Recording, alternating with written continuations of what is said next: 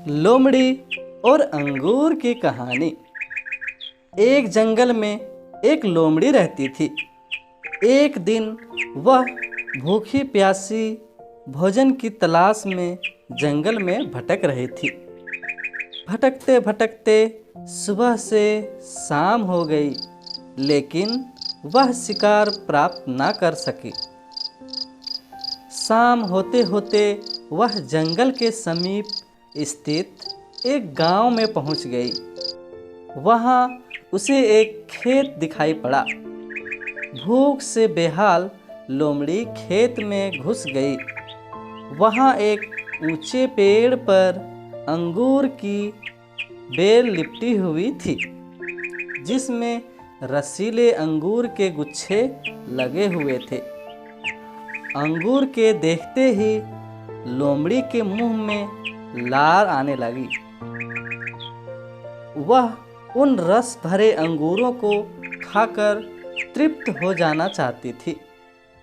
उसने अंगूर के एक गुच्छे पर अपनी दृष्टि जमाई और जोर से उछली। ऊंची डाली पर लिपटी अंगूर की बेल पर लटका अंगूर का गुच्छा उसकी पहुंच के बाहर था। उसका प्रयास व्यर्थ रहा। उसने सोचा, क्यों ना एक प्रयास और किया जाए। इस बार वह थोड़ा और जोर लगाकर उछली, लेकिन इस बार भी अंगूर तक पहुंचने में नाकाम रही। कुछ देर तक वह उछल उछल कर अंगूर तक पहुंचने का प्रयास करती रही, लेकिन दिन भर की जंगल में भटकती थकी हुई भूखे प्यासी लोमड़ी आखिर कितना प्रयास करती।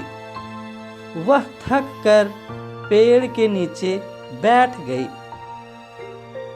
और ललचाई नजरों से अंगूर को देखने लगी।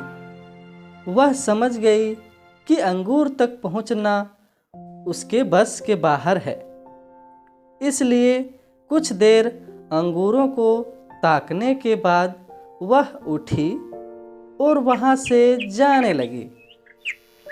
वह अंगूर खाने का विचार त्याग चुकी थी।